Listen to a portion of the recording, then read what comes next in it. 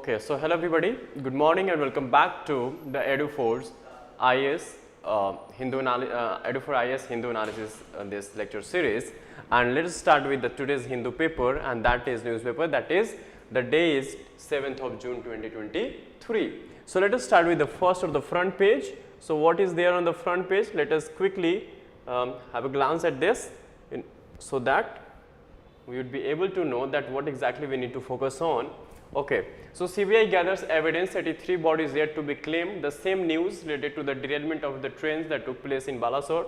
Fine. So related to that only, CBI inquiry has started now, and as I am repeating this thing from the last 2-3 days, that what would be more important from the governance aspect of our exam is, this is GS2, would be the final report of this investigation, you can say. Then only we can have more rather say decisive views, or we can this critically examine that what actually happened there and what could be the way forward. Fine. So not going into the detail again into this. Next is US security from international relations advises Jake Sullivan to visit Delhi, because our prime minister is happened to visit this US in June. So that's why bilateral, if you see recently just 2-3 days back, defense secretary of US Mr. Austin was in India. So of course you see the bilateral engagement has been growing, you can say exponentially during this time, or is on the rise because of the bilateral summits between the two heads of the heads of the two government, that is India and US. So that's why even our NSA, Mr. Ajit Doval, visited this US recently. So exchange, you can say. Okay, final. Moving ahead, final further. On this page, you see not much to discuss today. Even we'll see this side news, because we'll be India is still not free of manual scavenging. So we'll be tracking this, what exactly is there. India is still not free of manual scavenging on page number 12. So this is how we will discuss the things. Then Uttarakhand contends after alleged bid to abduct minor girl. Of course, this is not that important. Mother and child burnt alive in Manipur as crisis escalates. So of course, this crisis has no ending yet in Manipur. So this is again some miscellaneous news related to Manipur, and we'll be tracking this news as well. Fine. So from this page, this much is important. Let us move to the next pages. We'll see what is important for today. Okay, again all politics here. Yes. Yes, so we can safely ignore these pages. Okay.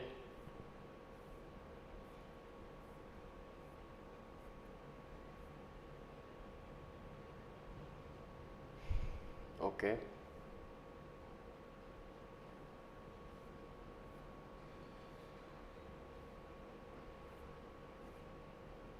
Again politics going on only, so that's why I'm scrolling to the next pages.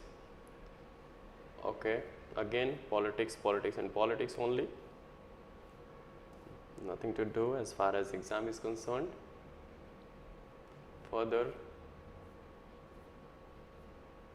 going to the next page. See how how many pages are relevant for us. I hope you can understand that out of 22 or 20 pages, that just 4 or 5 pages, at max 5-6 pages are important for us, not 20 pages. It is relevant from the exam point of view. Fine. Okay, so we will be finally sticking to this page, and page number 8, editorial, of course always the most important ones.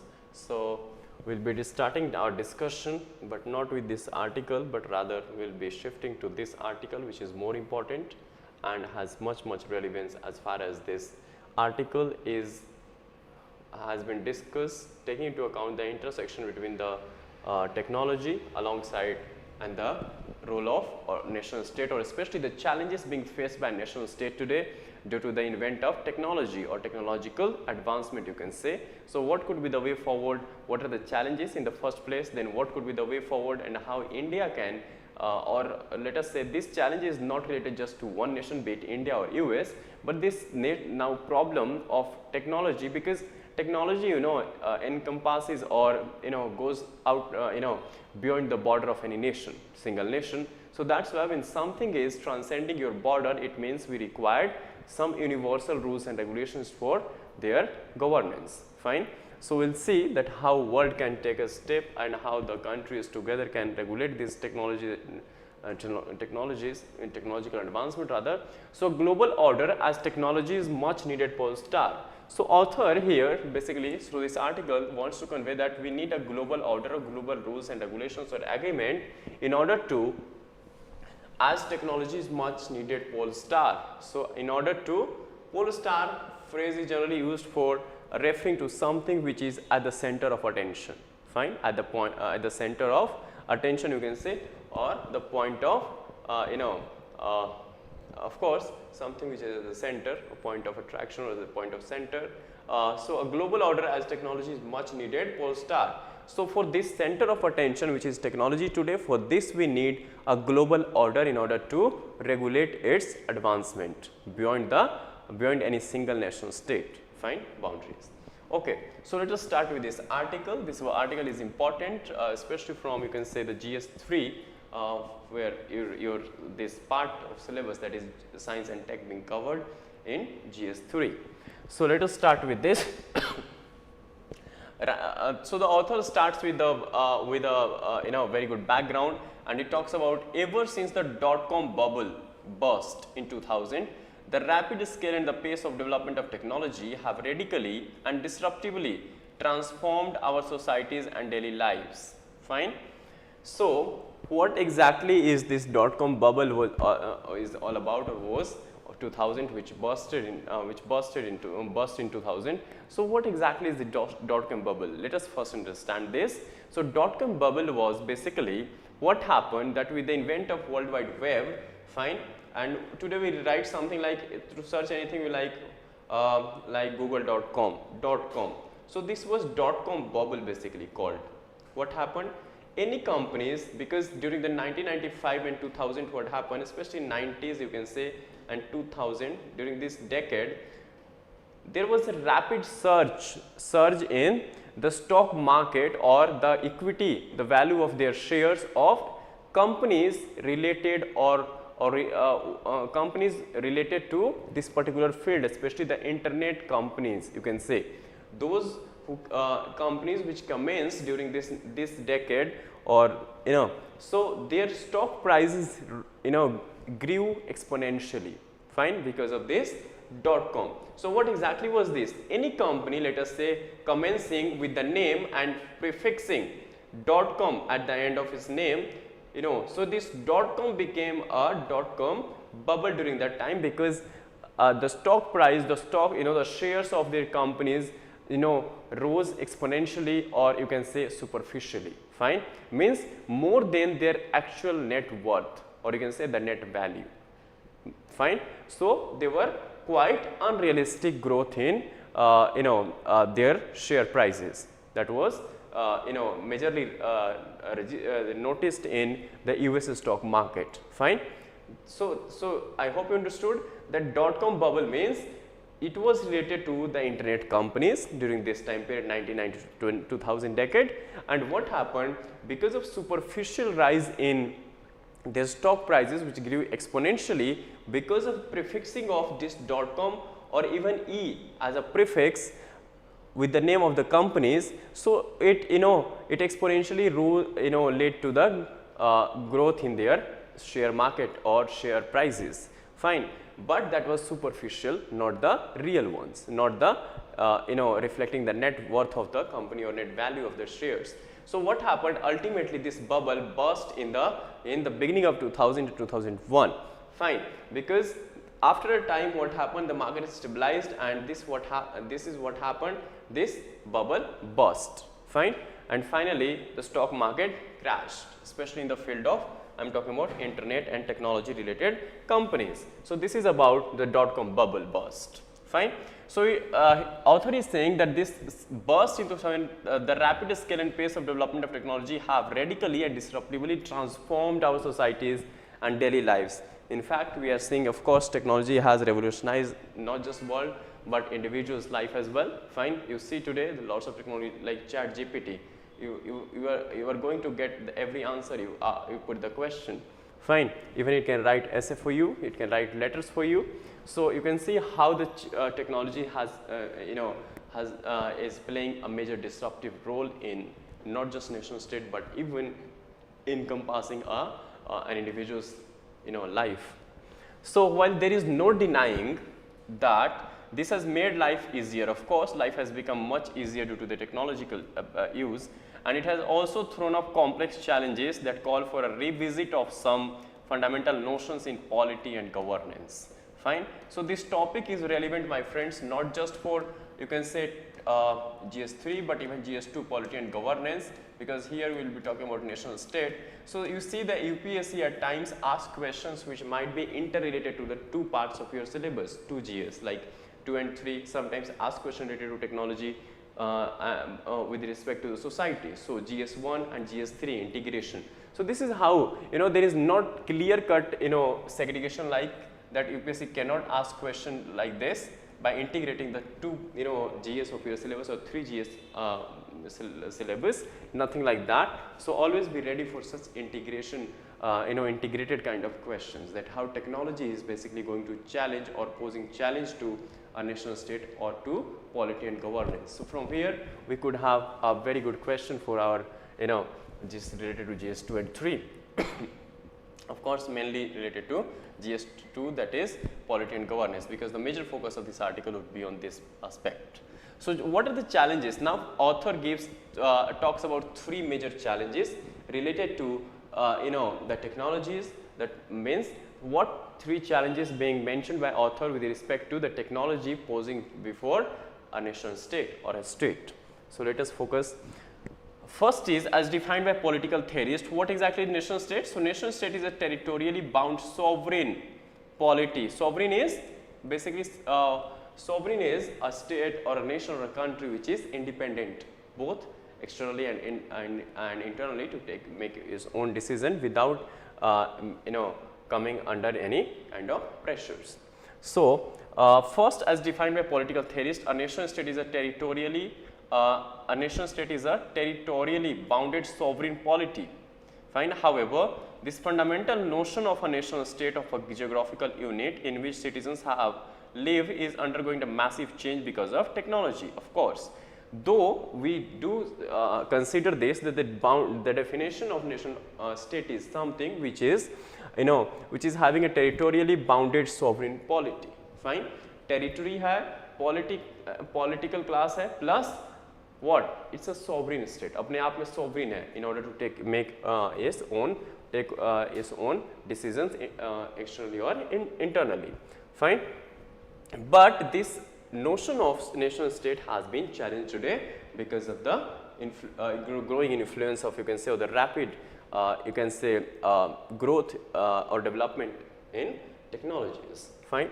While geographical boundaries are still essential to be safeguarded against physical aggression, for example invasion, there are now several externalities occurring across the borders of nation states. So externalities are something which is external to let us say nation or country, which is in some or other way influencing the nation, particular nation. For example, externalities occurring across borders of nation state, that is cyber attacks. For example, it is occurring, let us say, cyber attacks taking place in India by some players sitting in either China or Russia or something like that. So of course it is external negative externalities, you can say, which have a ripple effect on the physical boundaries to challenge their socio-economic and political existence. Of course, cyber attacks to a greater extent can disrupt the major financial markets.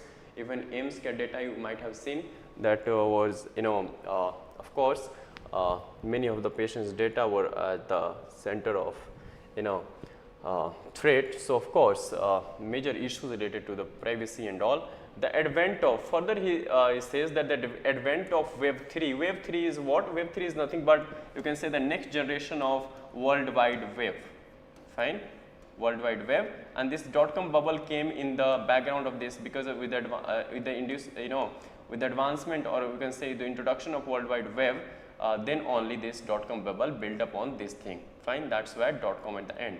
So, so Web 3 is basically the next version of, like we have 5G, 6G, next versions of next version. So, similarly we have Web 3 or 3.0, that is the next version of your what? World Wide Web, which is basically more of decentralized, based on the blockchain technologies, you can say. So, it is basically more decentralized. Otherwise, author has already described it. For example, massive peer-to-peer network and blockchains has allowed actors, both state and non-state, to influence areas such as trade, commerce, health and education, even while remaining outside of financial and judicial scope, of course. Fine. Both state and non-state actors. Non-state actors, for example, could be any organizations, international institutions, even could be terrorist organizations as well. Terror to them also we call them non-state actors, means any actor apart from the state. Fine.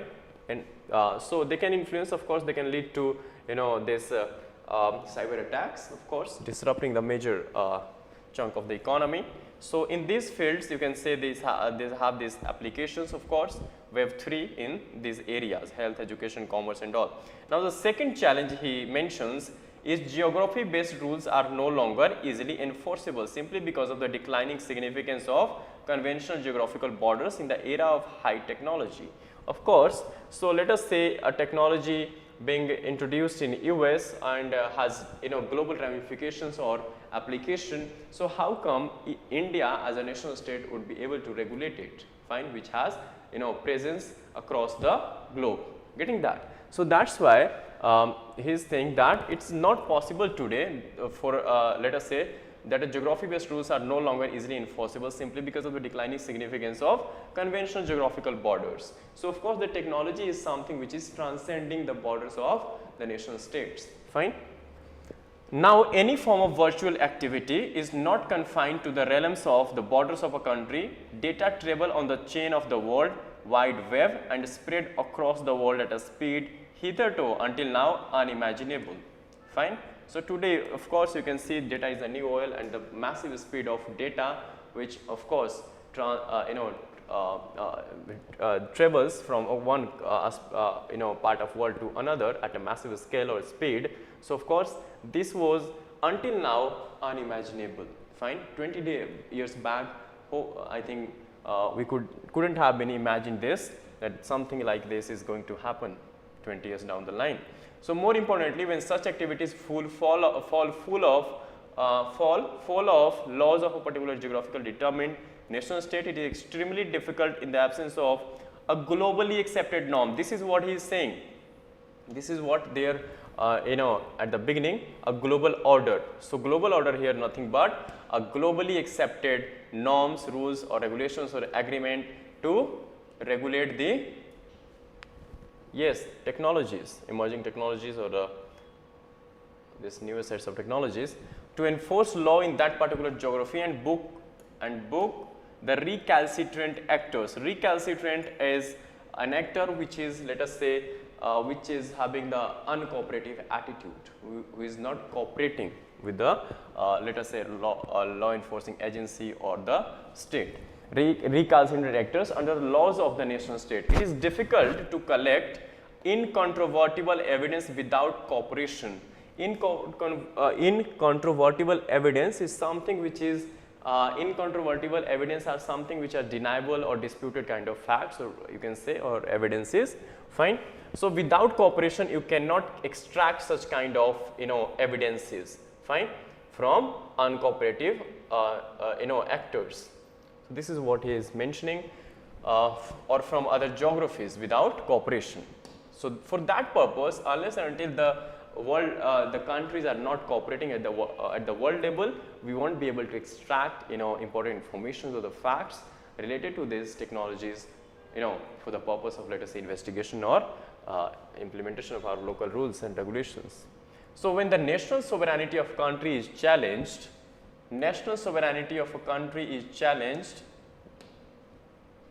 when the national sovereignty of a country is challenged by activities beyond their physical boundaries, their existing constitutionally set up institutions comprising the executive, legislature and judiciary will prove inadequate in tackling them. Of course, if you don't have, let us say, global mechanism for regulating the spread of these technologies, which can influence not just one part of, but influencing this the whole globe or world, and have global ramifications or transcending the nation state or the any country's boundary. So of course, for that sake, unless and until we don't have something global, let us say, laws or agreements, then it would of course be difficult for even a nation states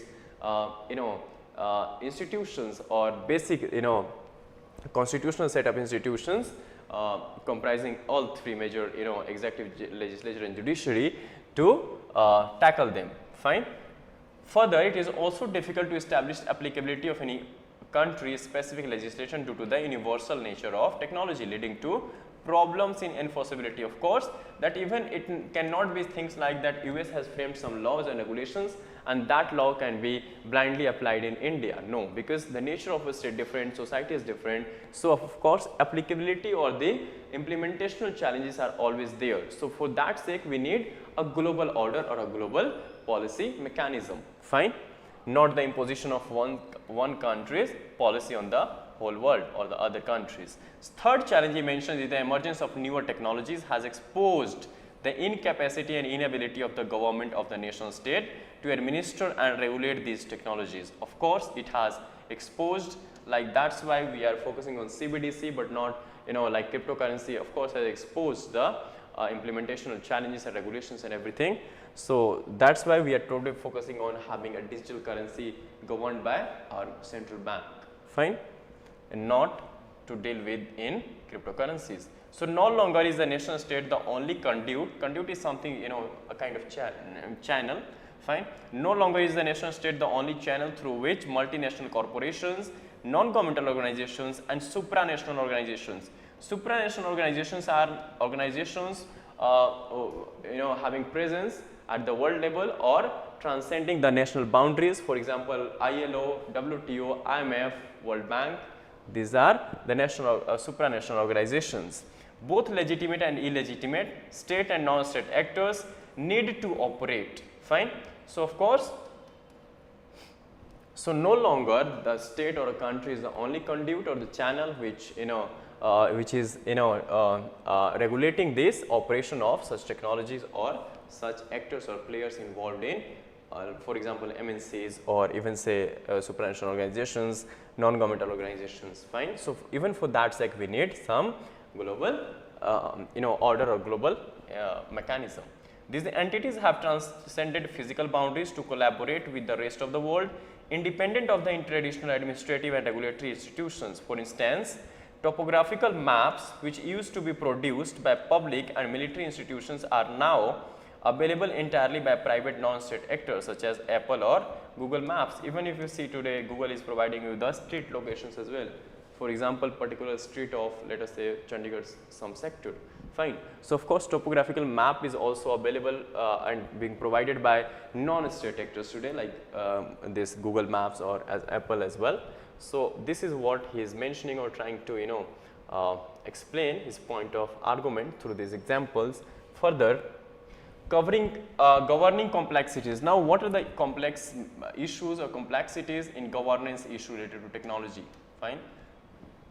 At the center of nation state. So on the economic side, now here he is earlier he talked about the political side, polity side. Now he is focusing on the economic side. So with a valuation of more than $4,100 billion, the 5 largest American tech companies from Google, Amazon, Facebook, Apple and Microsoft have symbolically surpassed Germany's GDP, the world's 4th largest economy in terms of valuation. This is important fact that these 5 American big tech companies together have surpassed the Germany's GDP in terms of net valuation. One of the most important levers of these companies is data and their use. Of course, data, that's why data is the new oil. So data, data and data, everything is data. Your data being used or manipulated for, you know, showing you the ads and everything on the basis of which they make the money.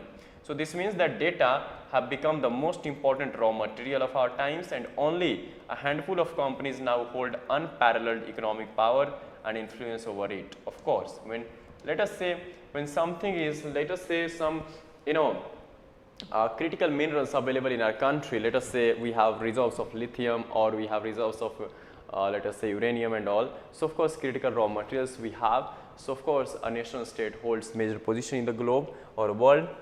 On the similar lines, you see that when some things like, you know, data is here, let us say treating as a raw material being controlled by such big tech companies, then of course they are exercising unparalleled powers today. Fine, economic power and influence especially. These are the meta platforms. Their huge size allows them to constantly increase the amount of information they analyze and refine the algorithms they use to. Of course, they, because of their sheer size, they reap the benefit of economies of scale. Fine. If not control us and our activities, fine. Though even if we say they are not controlling us and our activities, but they are indeed controlling to a certain extent, still because of their sheer size they exercise major influence in our daily lives. So thus, as reiterated by India in the past at various international fora, the borderless technology is borderless. So the borderless nature of technology and more importantly anonymity of actors involved have challenged the traditionally accepted concepts of sovereignty, jurisdiction, regulation and privacy. Okay. So this borderless notion of or nature of technology has already challenged, this is what being mentioned by India at the different international fora, have challenged the traditionally accepted concept of sovereignty alongside jurisdiction, regulation and privacy. Of course, in such a scenario, a principle based global order, in such a scenario, keeping all these things in mind or taking this as background, a principle based global order for technology would help in streamlining the enforceability challenges in the adoption and diffusion of technology and providing guidance to emerging economies on how to deal with the evolving definitions of their sovereignty further, as we have seen in case of the COVID-19 or the pandemic. Fine. So again, since the title of this article was, you know, global order, so of course he is, you know, emphasizing on having a principle based global order in place, so that you know, in order to maintain the sovereignty of a particular nation or emerging nations especially, alongside that in order to streamline the enforceability challenges, the kind of three challenges that mentioned by author. So in order to streamline those enforceability challenges, we need to have or must have, you know, a principle based global order. Fine. Further, the way forward in managing future global pandemics is probably by the adoption of digital health.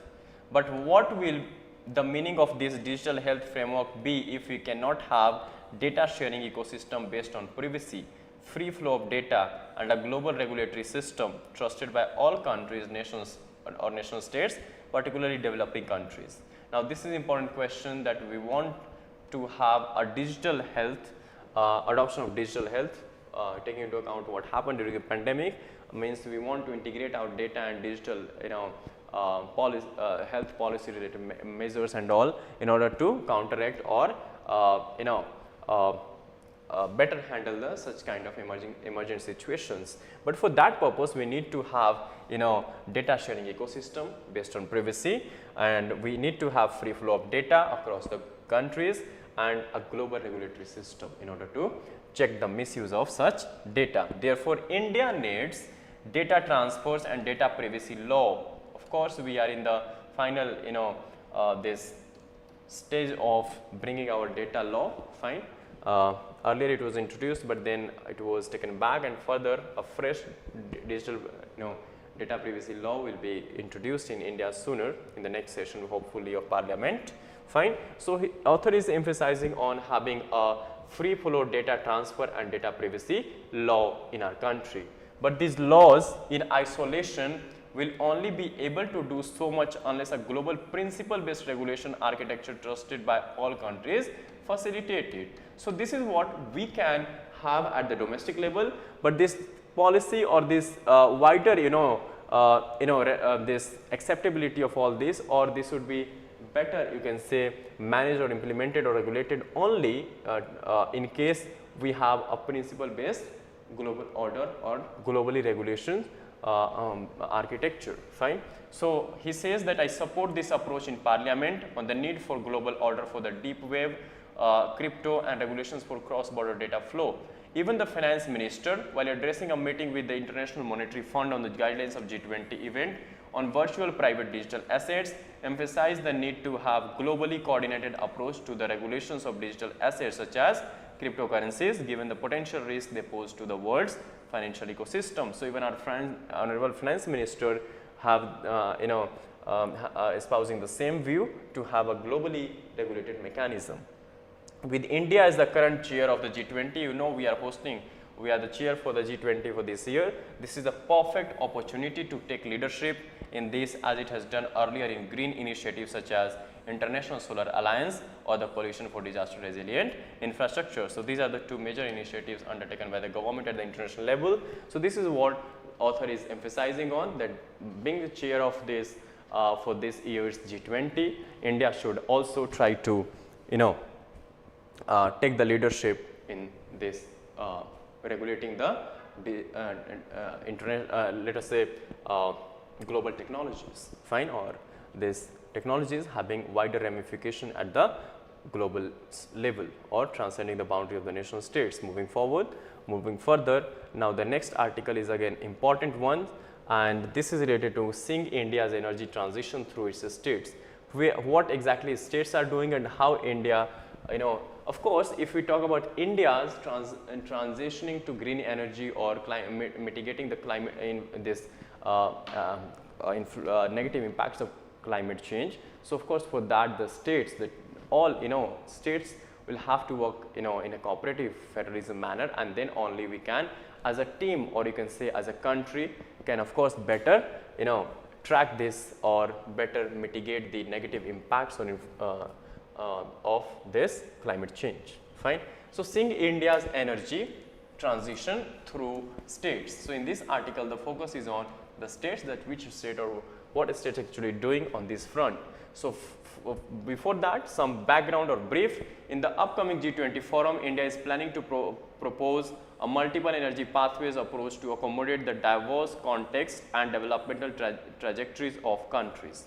The diversity of India's states, which necessitates multiple pathways, will determine its own domestic energy transition. India's global climate pledges. So what are our pledges? 50% non-fossil electricity generation capacity by 2030. We are doing very, very good on this front as well. We have achieved almost we are nearing on achieving this target, and hopefully we will be achieving this target before 2030. And the net zero emission by 2070 are backed by domestic energy targets at the national level. Can these targets drive actions at the state level? Now here is a very good question, that can these targets drive actions at the state level? Here the author is talking about the diversity of Indian states, because for example, if you want to get solar energy, so of course we can have better solar, we can better generate solar energies, or in the states of, let us say, Rajasthan or even the Gujarat, the Ran of Kutch side. So these are the states, even the southern states as well. So because of the diversity with respect to the availability of, let us say, resources, fine, we can have, so the different states can play, decisive roles, but differently, because they are endowed with different sets of resources. So how do we engage with the state level? That how central government can engage with the states level, condition and priorities. So states are critical actors, of course, in India's energy transition, as there is a multi-tier governance of energy production and usage. An effective transition will require bridging the ambitions and implementation gaps between the central. Of course, the author is talking about a cooperative mechanism between the center and the state in order to bridge the gap between, this transition process, fine, in order to bridge the implementational and ambitions related gap between the center and the states. Simultaneously, national ambitions need to factor the varying incentive structures, processes, and institutional capacity at the state level. So, of course, both sides means state needs to cooperate with the center, at the same time center also needs to cooperate with the states. Each of them need to take into account the, of course, welfare part of the others, and then together we can prosper and we can mitigate the climate related challenges. Now, why states matter? This is important question. Why states matter? Why the focus is on states? So, India's achievement on its 2022 target for 175 gigawatt renewable energy offers some insights into complexities. Fine, why states matter? So, while it achieved significant portion of the target, only Gujarat, let us say, Karnataka and Rajasthan met their individual targets. See, only 3 states of India could meet their individual targets for solar energy generation. Moreover, about 80% of the current renewable energy capacity is confined to just 6 states in the west and the south of India. You can see this. 80% of today's renewable energy being generated or coming from only 6 states of India in the West India, from western India as well as like Gujarat, Rajasthan and this, and from southern like Karnataka, Tamil Nadu and fine, even Kerala. So, in a federal setting,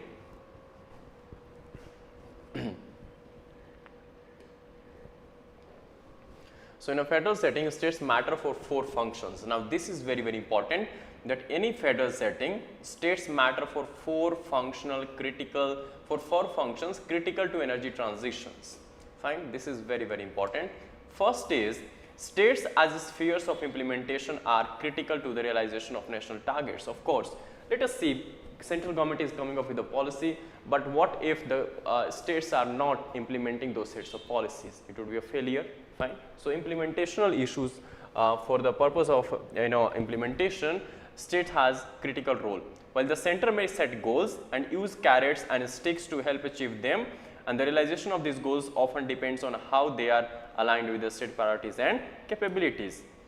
Carrots and stick means incentivizing and penalizing at the same as well.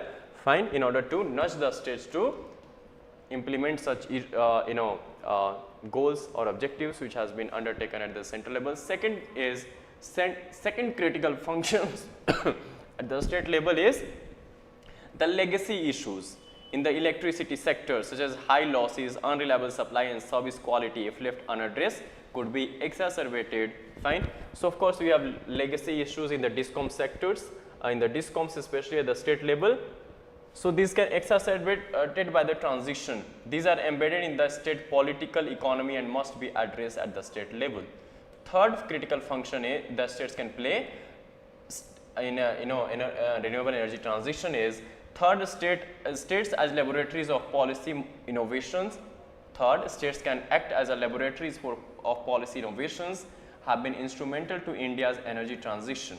Of course, states as laboratories of policy innovations have been instrumental to India's energy transition. So, states can act as a laboratories of policy innovations at their own level. For example, early initiative by Gujarat and Rajasthan on solar and Maharashtra and Tamil Nadu on wind energy technologies have contributed significantly to the renewable energy uptake at the national level. Of course, when states will contribute positively, will produce more and more of renewable, of course, it means in aggregate the India as a country is adding more to its renewable stocks. Fine. Similarly, PM Kusum Yojana is an adoption of successful state experiments on the solarization of agriculture at a national scale. So, the objective of PM Kusum is basically the solarization of agriculture. Fine. The fourth critical function at the state level is state could also be roadblocks to national goals, of course, particularly when the goals are perceived to be misaligned with the state priorities, or particularly when the two sets of governments are different. Let us at the center we have different sets of government, and in the state we have the opposition government. Means let us say at the center we have one party government, in the state we have the other party government.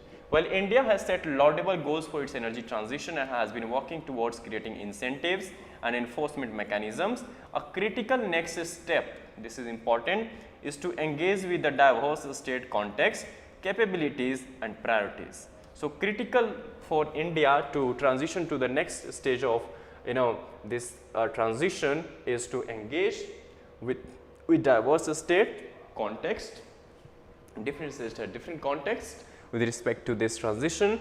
Then capabilities, of course different states are endowed with different sets of resources, so capabilities varies as well, and priorities as well. Fine. So these are shaped by interplay between multiple drivers, barriers and enablers, including available techno-economic options, fiscal space and social and political imperatives. Of course, all these things matter at the state level, both politically, economically and socially as well. Fine. In the context of energy transition, one such factor is cross-sectoral interlinkages, constraints and opportunities for transition. So what could be one of the factor is in this energy transition is cross-sectoral interlinkages. Fine. Constraints, opportunities for transition. So cross-sectoral interlinkages could be there. Fine. Alongside, we need to emphasize or focus on the constraints and the opportunities, threats and opportunities both.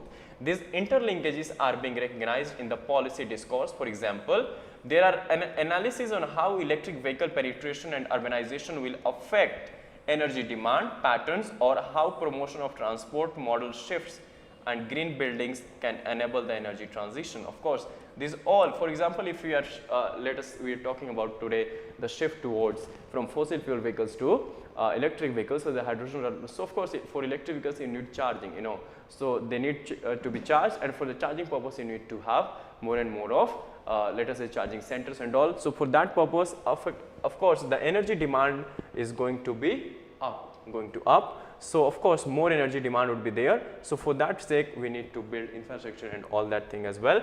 So these are the steps in the right directions. However, an effective transition requires multi-scalar planning and execution strategy, consideration of interlinkages and implications, and cross-learning. Examples of such considerations include whether state targets up to meet national goals, managing renewable energy enable load migration, and the changing role of institution. So all these factors together plays important role.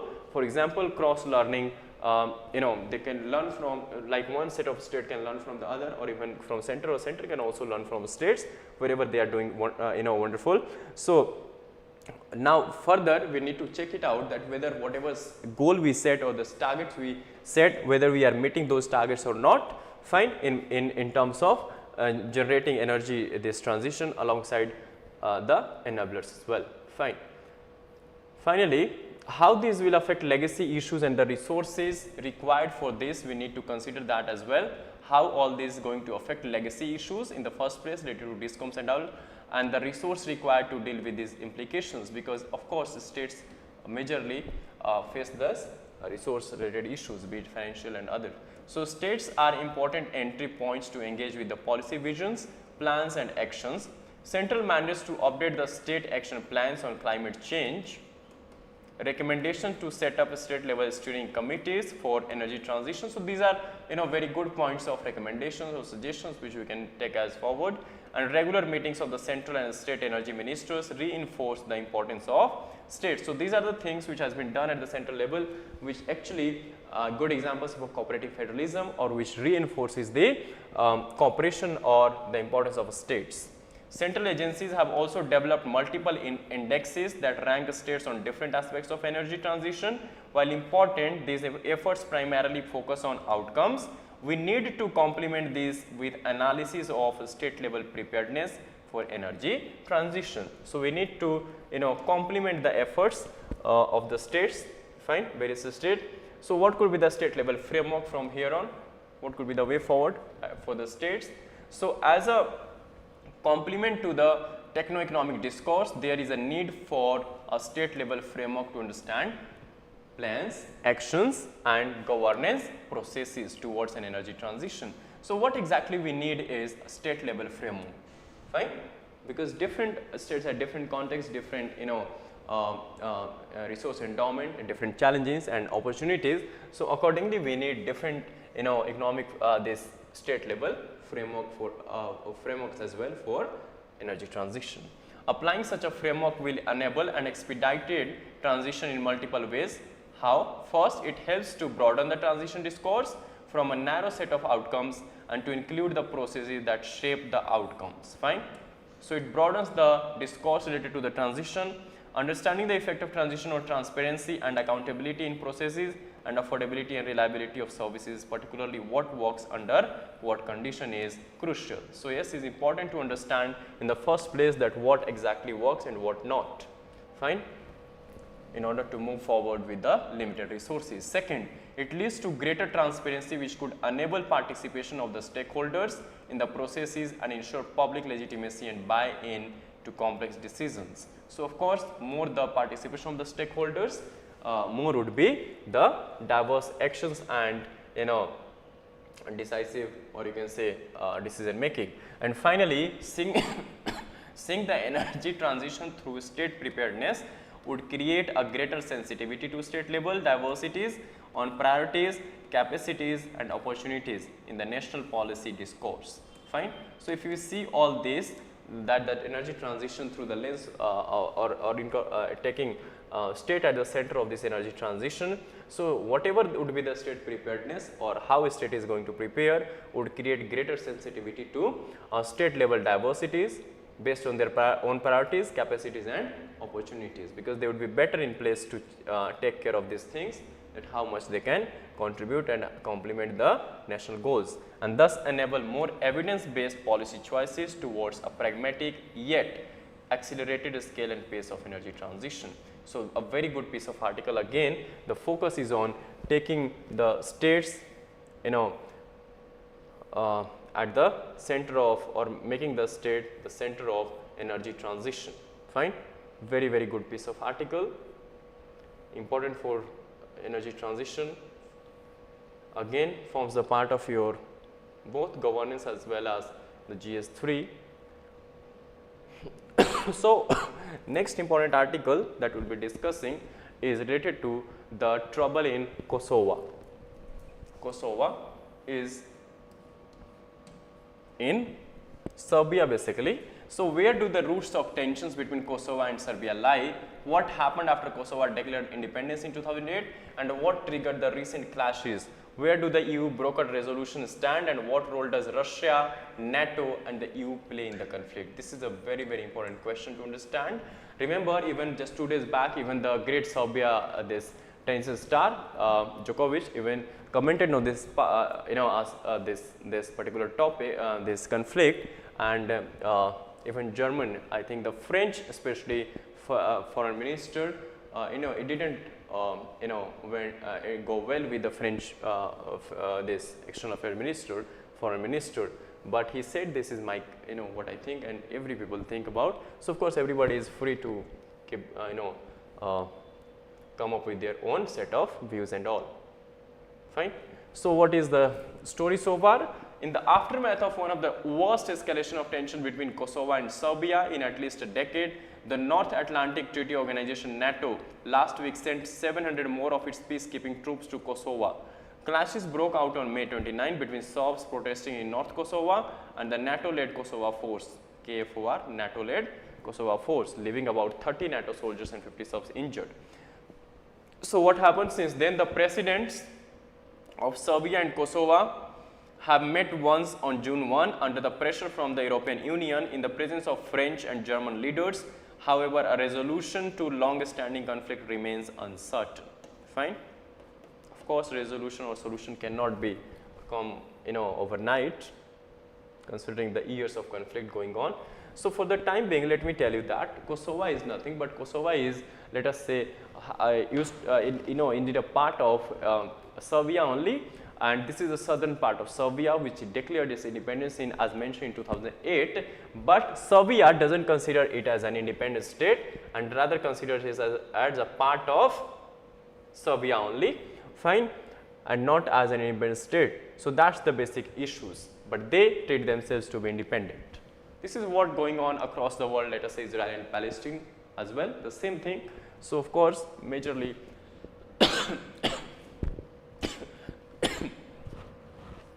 even Azerbaijan and this related to Nagorno-Karabakh. So let us say what are the roots of this conflict? That's important to understand. Both Kosovo and Serbia lie in the Balkans, a region of Europe made up of countries that were once a part of the erstwhile Republic of Yugoslavia. Fine. So, Balkan countries we call them. They once used to be the part of the great Yugoslavic Slavia, fine, erstwhile Republic of Yugoslavia. Kosovo, a former province of Serbia, unilaterally declared independence in 2008 and is recognized as a country by about 100 nations, including the US and a number of EU member countries. That's the major issue. That the thing is not about the, this conflict or issue is not today between just Serbia and Kosovo, but this has been internationalized. And when the major, players, dig their heels in such matter, then of course such things, escalates or things could be, of course even a small problem seems to be a bigger one.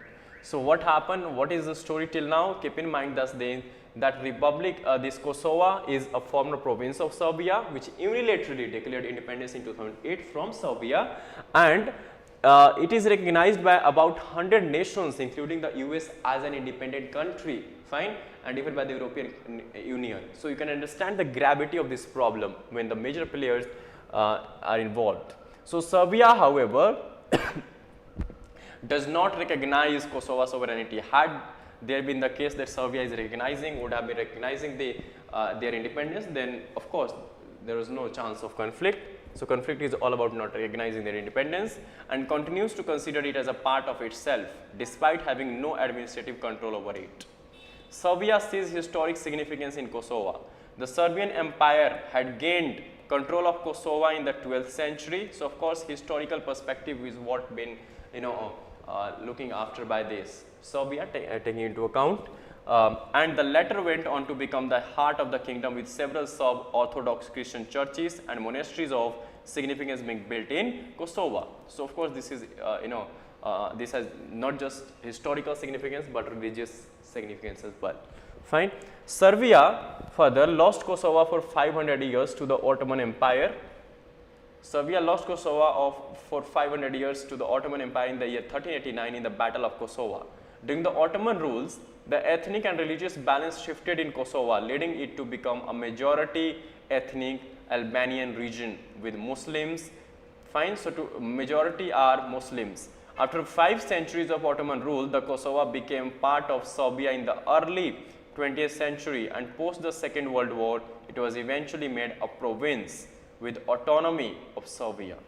Fine. So here the seeds of, you can say, conflict had already been shown during the post, Second World War, because this was made eventually a province of Serbia, but with autonomy.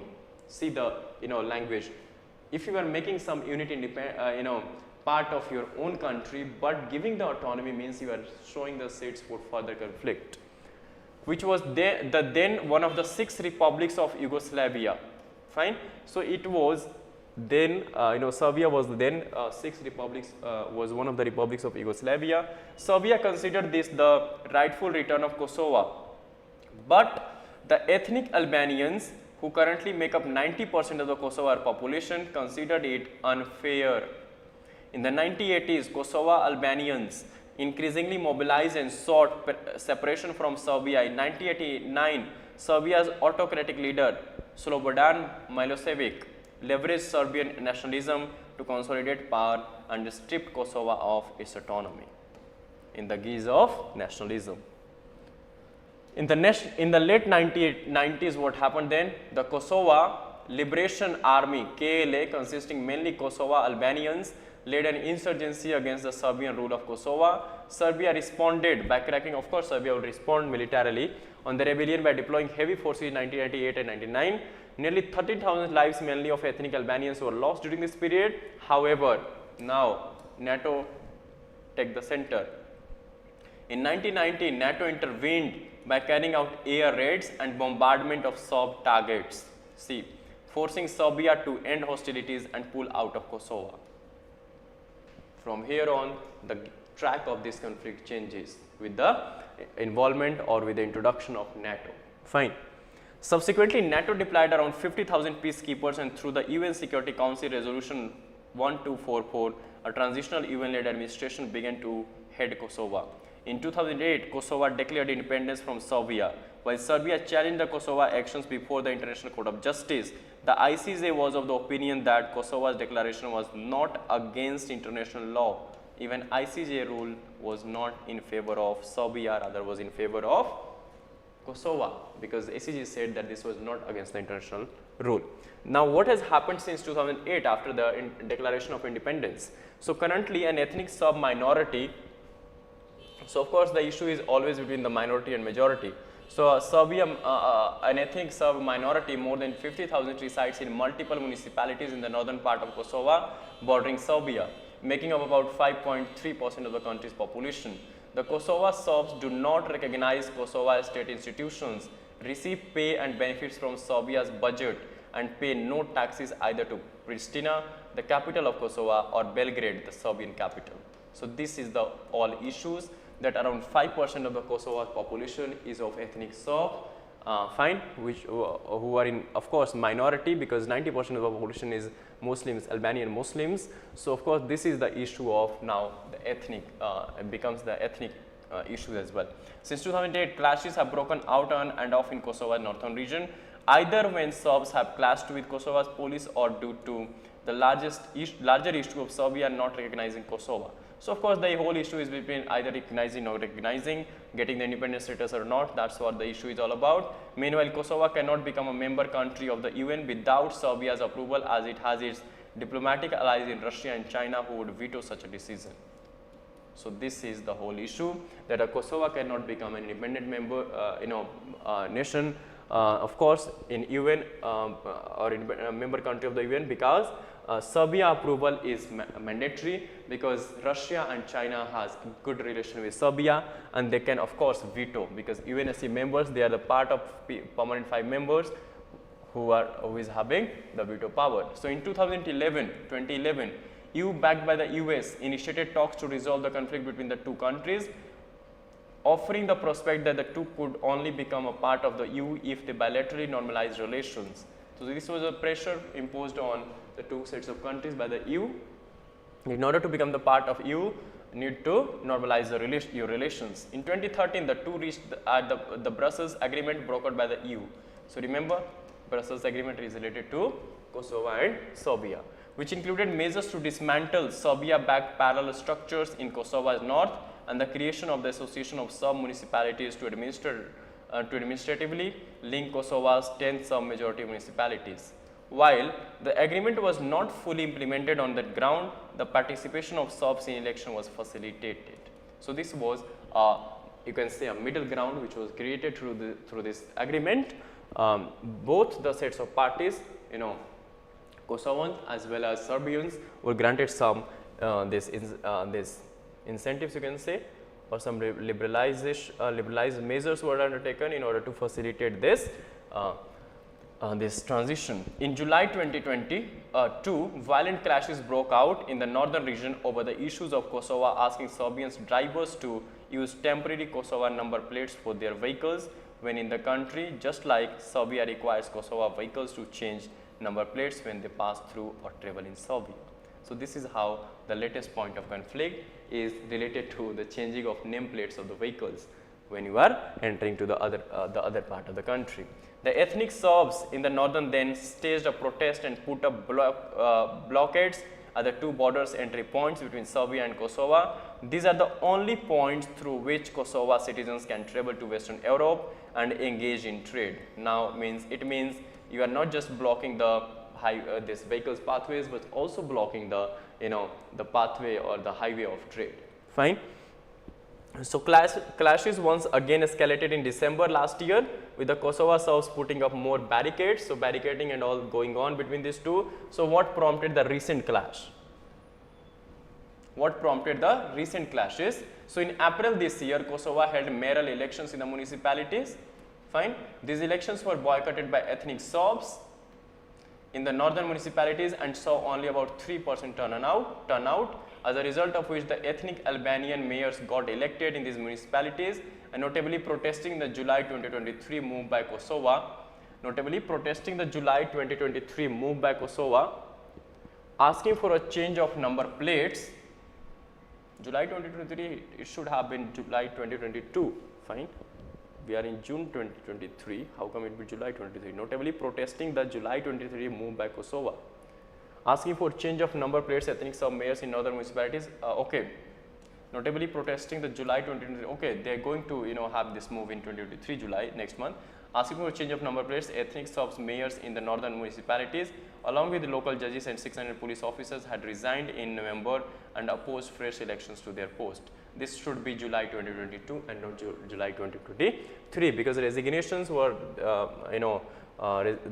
this much number of people, local judges, 600 police officers resigned in November and opposed fresh elections in to their post. So of course this is a thing of past, not the coming future.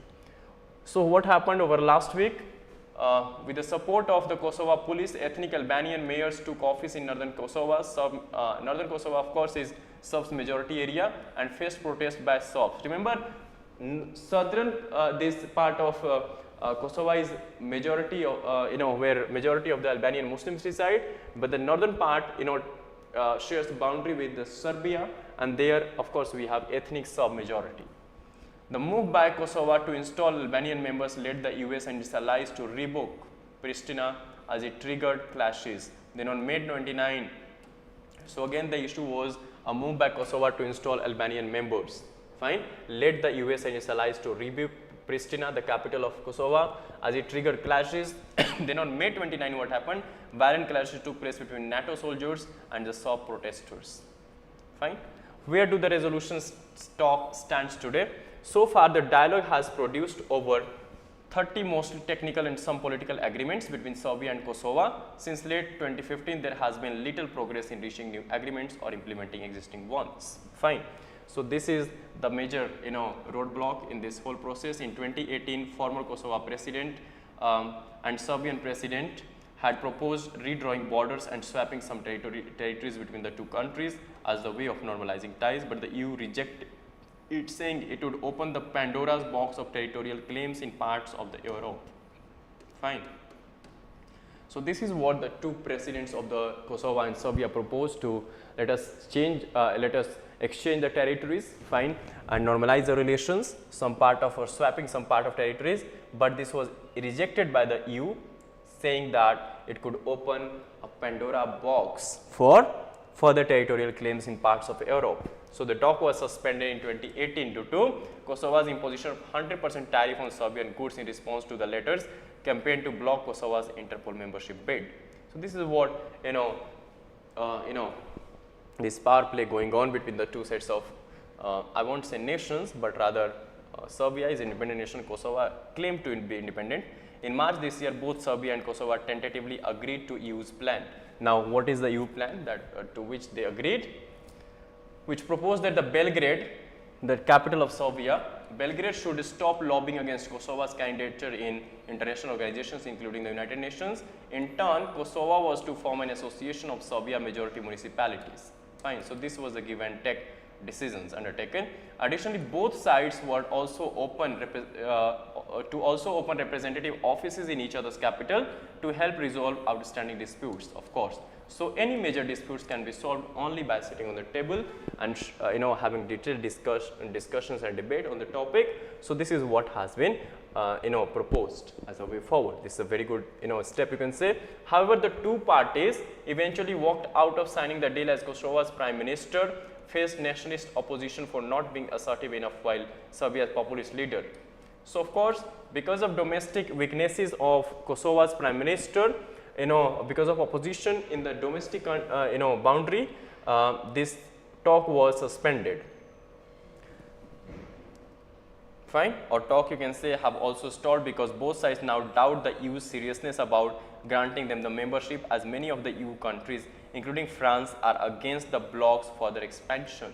Now, another point of contention or suspicion for both the countries is this, that whether EU is serious for granting the membership to us, membership of EU I am talking about, to Serbia and Kosovo, because many countries including France are against the bloc's further expansion. So this has been the story so far. So what about Serbia ties with Russia? Okay, so what could be the next? You see, Of course, Serbia has Kosovo's current leader and the West are also concerned about Serbia's strong historic and military ties with Moscow and its political closeness with the President Vladimir Putin.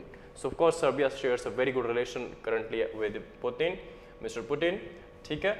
What's next? Since the president of both sides met on June 1, Kosovo has indicated that a solution for de-escalation is close and it is open to holding fresh elections in Serb-dominant municipalities, provided they are held in free and fair manner without Belgrade, that is Serbia's capital, or Serbia you can say, Belgrade pressuring ethnic Serbs to boycott the vote. So, this could be a way forward, fine, which has been proposed by Kosovo, provided Belgrade or Serbia cooperates. Fine. So, this is the whole issue. I hope you could have understood all this, what is going on between this Kosovo and Serbia, and the whole issue is about the independence of Kosovo, which is of course the one of the principal province of Serbia only, but declared independence from Serbia in the year 2008. Fine.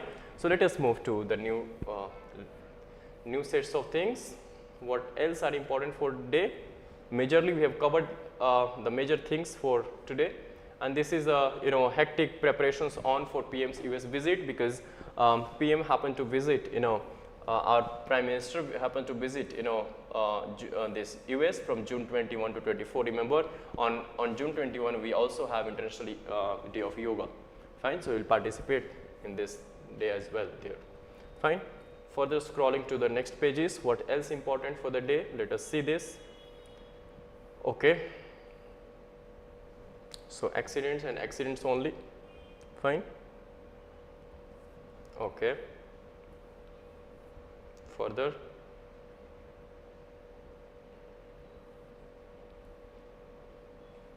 Okay, so this is a report that 508 districts in country are free of manual scavenging. This is a ministry report. You can quote this report anywhere, you will find it relevant.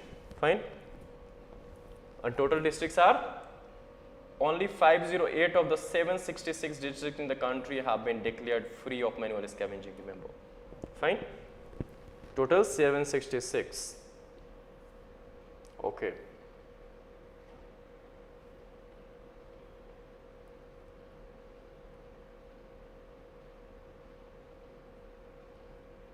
Okay. So, let us see, there is some important things here, especially related to, so what exactly is the presently the only remaining threat is related to the hazardous clearing of sewers and septic tanks. The Union Minister of Social Justice said this, and further there is one thing in this, according to scheme for rehabilitation of manual scavengers, 58,000 identified sewer workers have been given one-time cash payout of 40,000 each. In addition, around this much of 22,000 of them have been connected to the skills training. So, what exactly government has done, or what steps government is taking in order to improve their life and all. So, subsidies and loans are available to any of them wishing to set up their own house businesses. Fine. And however, the scheme for rehabilitation of manual scavengers has now been merged with Namaste scheme for 100% mechanization of sewer work. So, important for prelims is the Namaste scheme and the scheme related for their rehabilitation. Now, the union budget also showed 100 this crore allocation for the Namaste scheme and no allocation for the rehabilitation scheme. So, it is important because since this rehabilitation scheme has been merged with the Namaste scheme, so government just allocated budget for the Namaste scheme and not for the rehabilitation scheme. So, need to keep tap on this important fact for the prelims, especially this scheme, Namaste scheme. Fine. Further, scrolling to the next pages, let us see what's more important, what else for the day. Okay. Okay.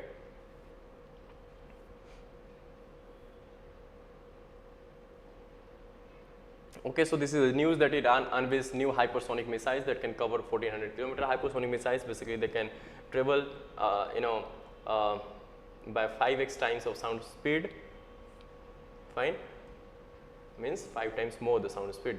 Retail inflation likely eased in May. Retail inflation eased in May. This is again a fact.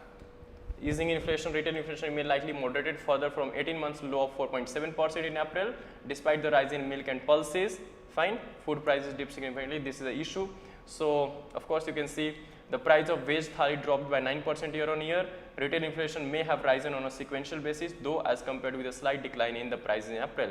So economists expect the RBI to pause its rate hike cycle and begin cutting rates amid easing inflation. That is, to stop the raising the repo rates and start rather easing of this cycle, or start cutting the rates in order to bolster the investment in the economy. Again, miscellaneous fact for us is internet economy to hit $1 trillion by 2030. This is important, you can say, India's internet economy we are talking about to hit somewhere around 1 trillion in net valuation by 2030.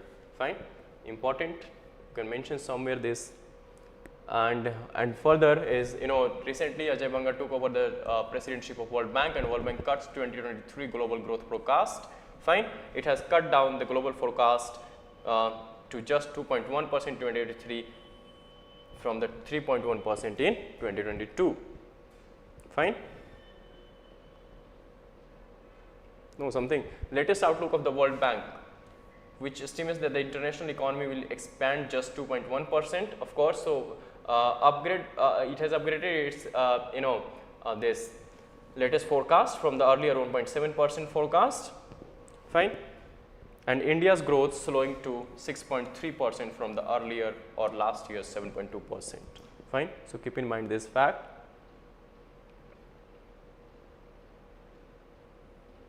Okay, what else? Is there anything important? Okay. Okay, so moving to this sports pages. So, dear friends, that's it as far as the Hindu analysis of today is concerned. We have discussed the important articles related to Kosovo and Serbia conflict, related to the national state and the challenges posed by the technology. Again, very important piece of article. Then another important article was related to the role of states in India's energy transition. Again, a very good piece of article. Please do revise all these things. Until then, stay tuned. Join us tomorrow for the same. Until then, take care. Fine. Thank you for joining us.